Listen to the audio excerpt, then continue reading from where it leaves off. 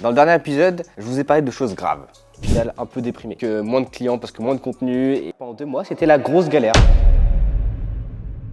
Aujourd'hui, je suis ravi de vous dire que c'est du passé et la plupart des choses sont réglées. Donc maintenant, passons aux choses sérieuses. On a passé un mois de fou furieux. On a commencé par partir au Maroc pendant 10 jours avec un client pour l'aider sur sa stratégie marketing. C'était une dinguerie. Par rapport à YouTube, on a lancé, ça y est officiellement, on prend une cadence de 1 vidéo par semaine. Je vous le promets avec de la valeur de taré, c'est un truc de ouf. Côté business, on va parler de nos offres qu'on a réussi à adapter à notre clientèle. Du coup, c'est bon, ça repart trop bien. Et on a également lancé un nouveau podcast sur le branding qui s'appelle Just Brand. Donc ça va être une pépite.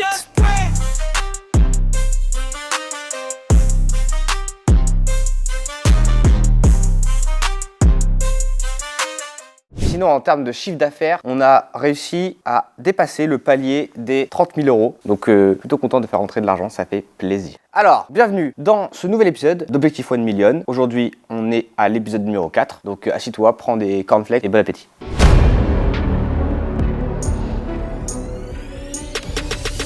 Côté Maroc, au début du mois, on est parti chez un client qui a une salle de sport privée dans le centre de Casablanca. Trop cool. Je vous mets de toute façon les liens en description. Ça s'appelle Fit Tribe Concept. Et l'objectif, tu vois, c'est d'accueillir des sportifs avec un bon niveau en termes de street workout principalement ou de musculation et de faire des connaissances. Et puis à côté, il a son business de coaching où il va vraiment faire du conseil en musculation pour perdre du poids ou pour prendre du muscle, etc. Donc très bien. Donc il avait besoin d'une partie marketing conseil pour développer son business. Donc pendant 10 jours, on est parti s'entraîner, visiter en même temps un peu le Maroc, Casablanca et Marrakech. Et puis on l'a beaucoup aidé sur sa partie conseil. C'est pas mal, je pense qu'il va bien évoluer son business de ce côté-là. Donc expérience de ouf. C'est aussi pour ça qu'on fait ce genre de métier. C'est pour vivre des expériences de folie comme ça. Donc trop bien. Pour YouTube, très simple, une vidéo par semaine, remplie de valeur. On a créé des process qui vont faire des vidéos banger avec vraiment beaucoup de valeur ajoutée. Donc abonne-toi si c'est pas déjà fait, c'est vraiment important pour suivre le truc. Et si tu as envie de voir la dernière vidéo que j'ai sortie avec encore une fois beaucoup de valeur et de choses concrètes à mettre en place, où j'explique un petit peu comment est-ce que j'arrive à générer 2000 euros par mois juste avec LinkedIn sans démarcher et en passant à peu près une demi-heure par jour dessus. C'est vraiment dessus, c'est full valeur, donc fonce. On a lancé un podcast pour ceux qui l'ont vu, on a déjà sorti le premier épisode sur la chaîne où on parle branding. Donc ça s'appelle Just Brand et l'idée en fait c'est de se donner pour objectif de démocratiser un petit peu le branding. Qu'est-ce que c'est concrètement? Parce que c'est pas juste un logo. C'est très simple, juste on va disrupter totalement le marché du conseil et on va changer les règles du jeu, c'est tout. Alors le mieux c'est d'allier mid-journée et Photoshop. Et puis quand j'ai vu que les photos elles faisaient 5, 10, 15 000 vues, je me suis dit oula, il y a peut-être un truc à aller chercher parce que s'il y a 15 000 personnes qui le regardent, dans ces 15 000 personnes, il y en a qui sont intéressés. Mais plein de trucs assez bizarres, mec, t'envoies leurs pieds et tout. Alors comment on fait un post viral, Lucas?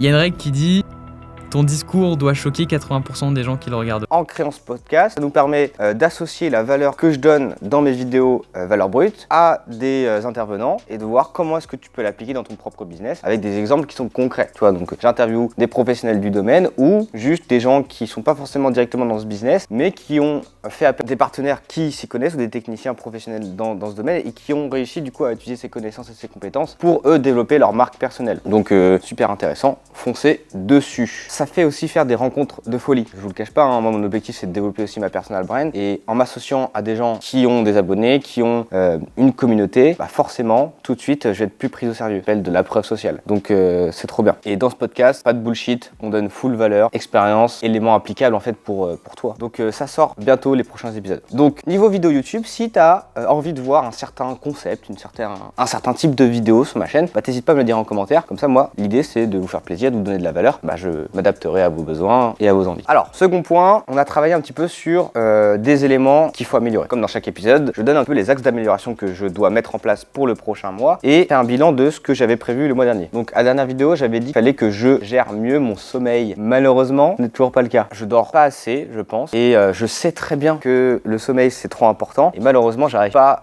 à me focus dessus parce que trop de travail, parce que je kiffe tellement ce que je fais que je préfère ne pas dormir et travailler. Et c'est pas bien, parce que du coup, je pense que je perds perds en performance, etc. Donc pour mettre en place ça, je vais sûrement investir dans un Whoop pour améliorer ça. C'est un petit bracelet en fait qui va venir scanner ta pression sanguine, ton pouls, etc. Et il va venir analyser ton sommeil pour du coup après proposer une sorte de mission gamifiée pour gagner en sommeil et du coup gagner en compétences derrière. Je pense que ça peut être pertinent d'avoir un produit comme ça qui va du coup me forcer à être beaucoup plus régulier et attentif à mon sommeil. Voilà pour ça. Autre élément, la partie process, là je m'intéresse beaucoup à l'automatisation, à la création de SOP pour apprendre à déléguer correctement les offres que je vends, hein, tout simplement. Et donc l'idée c'est de processiser correctement toutes mes offres. Donc en ce moment j'étudie à fond les automatisations, le no-code, les process, etc. Et j'essaie de vraiment découper le plus possible les différentes étapes en fait que je mets en place pour créer mon offre qui est quand même assez complexe parce qu'elle peut varier entre 2 à 4 mois, tu vois, pour certains clients. Donc il y a beaucoup de choses à gérer et je suis sûr que le fait de créer des templates, créer des automatisations, peut-être utiliser l'IA, ça va faire que je vais gagner beaucoup de temps et donc plus d'argent. Donc ça c'est les deux axes d'amélioration que je dois travailler et que je vous ferai un petit retour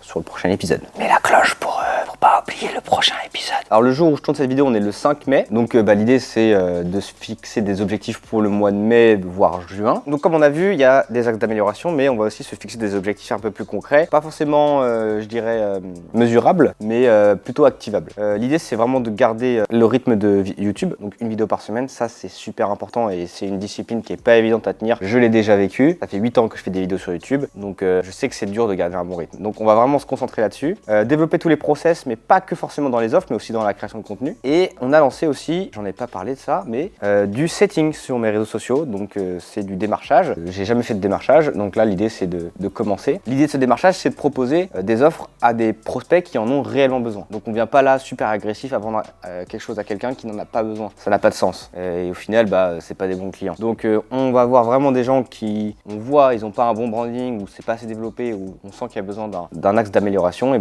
on va les voir et on leur propose. Et on n'est pas agressif, on leur dit bonjour, on est cool. Pour ça, donc ça c'est notre première stratégie de setting. Et la deuxième stratégie c'est tout simplement de rentrer en connexion, en contact avec les gens qui interagissent avec mes contenus. Donc les gens qui like, qui commentent et tout. L'idée c'est de leur parler, pas forcément pour leur vendre quelque chose, mais juste pour comprendre pourquoi est-ce qu'ils sont là, pourquoi est-ce qu'ils échangent, pourquoi est-ce qu'ils like, etc. Pour bien saisir les différents éléments. Et puis peut-être qu'ils auront besoin de nos services, mais c'est pas la première idée. L'idée c'est vraiment d'être naturel, d'être qualitatif et pas quantitatif pour créer un cercle vertueux. Parlons chiffres. La dernière fois qu'on a fait une sauvegarde, c'était le 3 mars 2024. Donc maintenant nous sommes le 4 mai 2024, donc c'est-à-dire 2 mois après. Sur LinkedIn, nous sommes passés de 10 875 à 11 791. Donc bientôt les 12 000 les gars, attention, ça va arriver vite. Sur Instagram, on est passé de 2456 à 2480. Donc ça monte tranquillement. Bon, c'est pas, j'ai pas fait beaucoup de shorts, donc c'est vrai que ça monte pas beaucoup. YouTube, on est passé de 1163 à 1255. Pareil, ça monte tranquillement, mais au moins c'est des abonnés qui sont qualitatifs. Ça fait plaisir. Côté X perso, on est passé de 1322 à 1566. Pareil, c'est lent, mais ça monte tranquillement. X smooth, on est passé de 6206 à 6371. C'est pareil, là, comme à chaque vidéo, je prends des abonnés, je ne comprends pas pourquoi. Je ne poste pas, ou très peu, et c'est trop bizarre. Donc bon, c'est cool, hein, mais je ne comprends pas. Et donc pour TikTok, on a encore perdu des abonnés, on est passé de 10 728 à 10 662. Mais bon, TikTok, hein, je ne comprends pas cette plateforme. Maintenant, parlons chiffre d'affaires, parce que oui, on est toujours transparent. Au début de cette série, je parlais en chiffre d'affaires signé. C'est pour ça que pour ceux qui ont suivi tous les épisodes, il y avait un chiffre d'affaires qui était plus gros en février et plus petit en mars. Non, en janvier, plus gros en janvier, plus petit en février, ou un truc comme ça. Donc maintenant, je vais parler en chiffre d'affaires encaissé, histoire d'arrêter de se mentir. Et bon, oui, les chiffres sont plus petits, mais c'est pas grave. Chiffre d'affaires en mars, c'est pas folie, hein. On est à 4860, donc bon, c'est bien, mais toujours pas ça. En avril, on est à 3600. Tour, magnifique. Ce qui fait un total, depuis le début de l'année, de 27 700 €. Alors, pas beaucoup, mais je tiens à préciser que on a signé des factures et là il y a à peu près 15 000 € qui se baladent dans la nature. Donc quand je dis se balade, ça veut dire qu'il faut que je fasse des factures, les gens me payent, etc. Tu vois, faut que je gère. Je suis sous l'eau, du coup les factures ça passe un peu en secondaire, mais je vais m'en occuper rapidement.